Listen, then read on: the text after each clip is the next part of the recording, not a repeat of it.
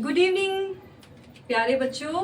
मैं डॉक्टर उपासना शर्मा आपका अपनी चैनल म्यूजिक विद उपासना शर्मा पर स्वागत करती हूँ। स्टूडेंट्स, आज हम टॉपिक लेकर के आए हैं आपको कि किसी भी राग का स्वर विस्तार कैसे करें। ठीक है, तो कक्षा 12वीं के विद्यार्थियों के लिए ये मैं बना रही हूँ और जिस तरह से आपका स्टैंडर्ड है उसी तरह से बिल्कुल इजी वे में आपको बताऊंगी।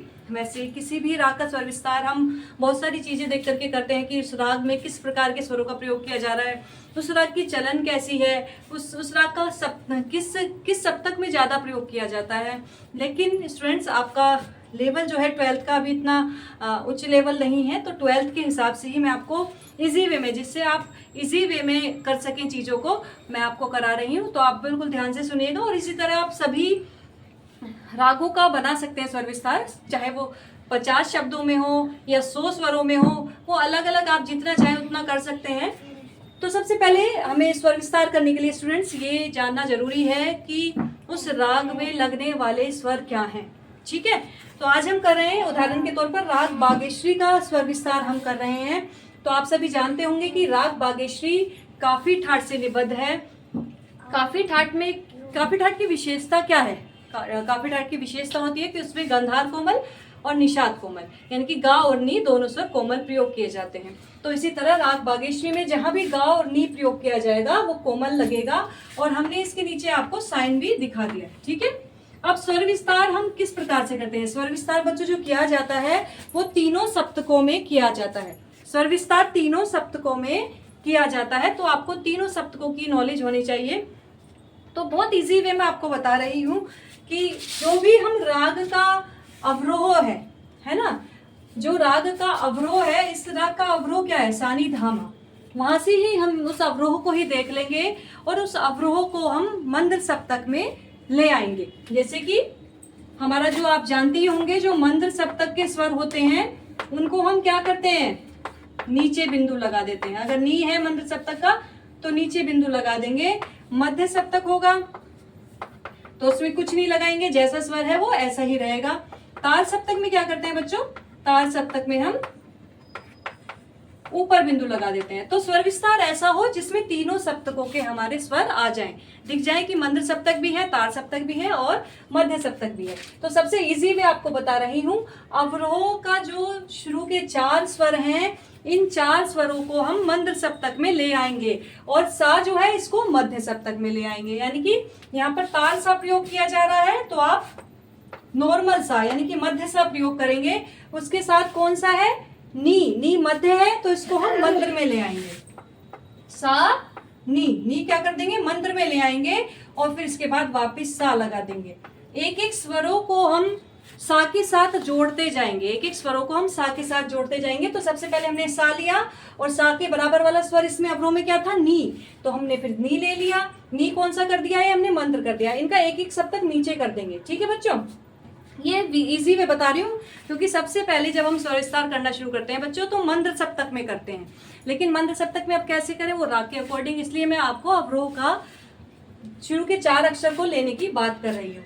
तो सा सबसे पहले मध्य सप्तक का, फिर हमने नी यही वाला ले लिया, लेकिन ये मंद्र सप्तक का लिया, फिर वापस हमने सा ले लिया। अब नी के बाद कौन सा स्वर है? धा।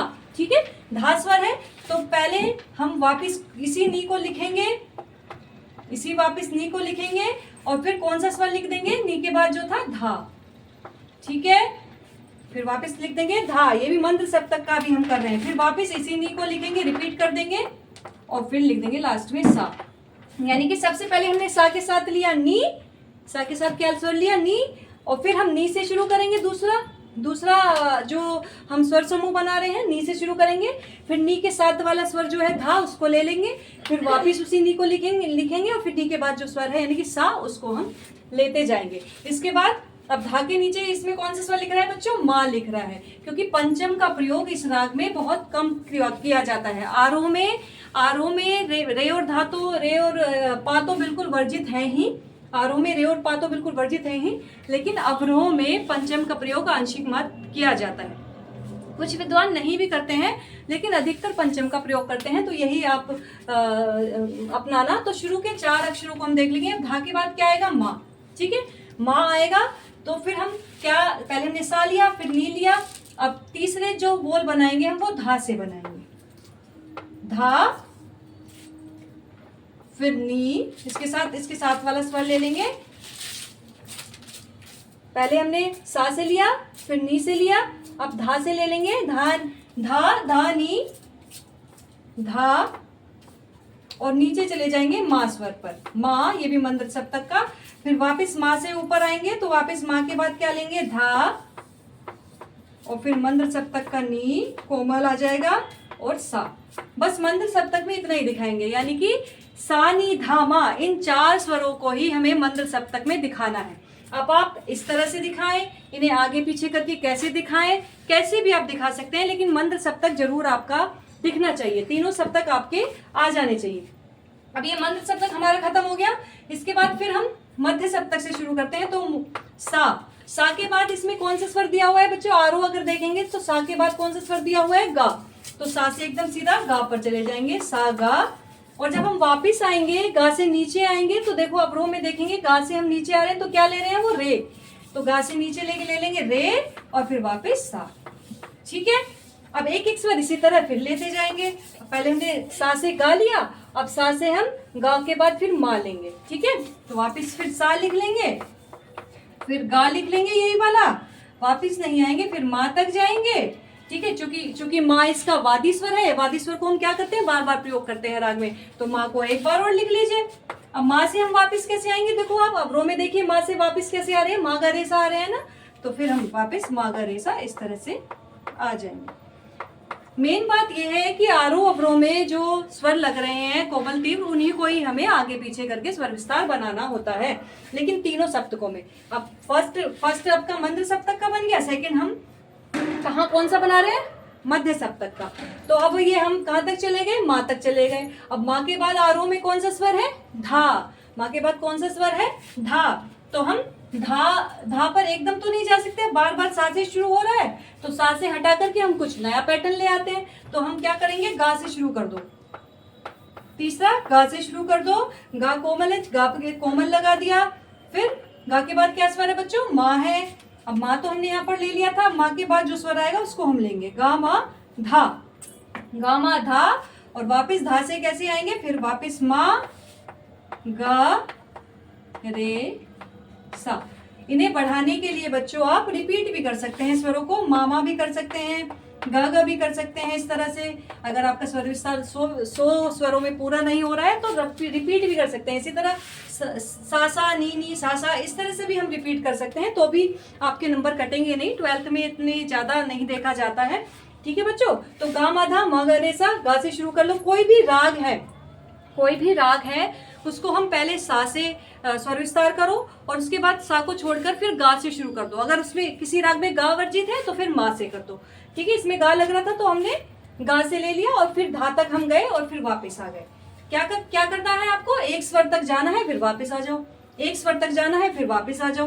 तो गा मा धा तक गए, फिर वापस हमने मा गा रे सा जैसे यहाँ पर लिया था वैसे ही ले लिया। इसके बाद फिर हम गा से ले लेंगे, गा कोमल है, और अब जाएंगे हम नी तक, गा मा धा नी, गा मा धा नी कोमल, और फिर वापस आ जाएंगे धा मा गा। और रिपीट भी कर सकते हैं, मागा मागा 2 बार भी लिख सकते हैं, मागा गा कोमल कर देंगे, मागा रे सा। ठीक है स्टूडेंट, समझ में आ रहा है। अब ये सब हमारा मध्य सप्तक चल रहा है, अभी हम तारसा तक पहुंचे नहीं है। तो ये कोमल नी हो गया, कोमल नी तक हम पहुंच गए। अब कोमल नी के बाद कौन सा स्वर आएगा बच्चों, सा आएगा। तो इसको हम गा से भी ले सकते हैं, माँ से भी ले सकते हैं, कोई से भी स्वर से ले लीजिए, डायरेक्ट हम माँ से भी ले सकते हैं। तो माँ धा नी सा पर गए, और सा वापस आने के लिए अब सा से वापस आने पर पूरा अवरोह उतार दीजिए, आपको कुछ करने की जरूरत नहीं है। जो हमारा अवरोह है ना इसको उतार दीजिए, सा नी कोमल धा, सा नी धा, मा पा का भी थोड़ा सा दिखा दीजिए क्योंकि पंचम भी प्रयुक्त किया जाता है, नोट डाउन करते जाइए। सा नी धा मा पा धा, गा कोमल, मा पा धा गा, मा गा रे सा। ठीक है, एक स्टूडेंट है उसका कई बार मुझको मैसेज आया है, लाइव में भी वो कई बार जुड़ी है, लेकिन मुझे समय नहीं मिल पा रहा था। बच्चों तुम्हारे लिए विशेषकर ये बनाया है, तो शेयर जरूर करिएगा अपनी फ्रेंड्स से, क्योंकि बहुत इजी वे है, और सभी रागों में बच्चों ये यूज करिए ठीक है, तो इसमें अब ताल सप्तक का सा भी आ गया। अब ताल सप्तक की सा के बाद हम कौन सा स्वर ले सकते हैं, क्योंकि सा के बाद जब हम आरोह में जाएंगे तो इसका आरोह देखेंगे, रे तो वर्जित है, तो गा पर हमें जाना पड़ेगा। तो वापिस हम फिर माँ से ही शुरू कर देंगे, माँ धा नी तारसा, फिर तारसा के बाद तार गा, ठीक है, क्योंकि गा है ना, तो तार गा, और फिर वापस अगर आएंगे तो तार रे और सा, ठीक है, और फिर वापस इसको कर दीजिए सा नी धा, जो आपका अवरोह है उसी को हम लिख देंगे, सा नी धा मा पा धा गा मा गा रे सा। ठीक है बच्चों, समझ में आ रहा है? इसी तरह आपको स्वर विस्तार करना है। अब हम इसमें रे तक गए, फिर एक स्वर और आगे चले जाइए, गा तक चले जाइए, मा धा नी सा गा मा आ जाएगा यहाँ पर, गा मा गा रे सा, यानी कि मैं लिख के बता देती हूँ, फिर भी बच्चों तुम भूल जाते हो। तो इसके बाद हम एक स्वर और बढ़ाएंगे, मा धा नी सा गा कोमल मा भी आपका तार सप्तक का है, क्योंकि तार सप्तक में हम कर रहे हैं। और वापस कैसे आएंगे, मा गा रे सा बार बार आते हैं, तो माँ एक बार और मा लिख लीजिए, मा गा कोमल, रे ऊपर का और तार सा, और फिर वही वापस आ जाएंगे हम, चाहे सीधा सीधा भी आ जाइए, सानी धा मा गा रे सा भी आ सकते, सानी धा मा गा रे सा और सानी धा मा पा धा मा गा रे सा, इस तरह से भी जो अवरोह है उसको हम लिख देंगे। ठीक है बच्चों, इसी तरह हम माँ तक गए इसमें, तो माँ के बाद कौन सा स्वर है, धा, तो धा को भी हम ले सकते हैं, और जो पकड़ है उसको तो एज इट इज ऐसे ही उतार सकते हैं। पकड़ जो है उसको एज इट इज, आप अगर बाद में लास्ट में पूरे नहीं हो रहे हैं ना स्वर, तो पकड़ को, क्योंकि पकड़ में उस राग का मुख्य स्वर समुदाय होता है, राग से उसकी पहचान होती है, तो पकड़ को आप ऐसे ही रख देंगे।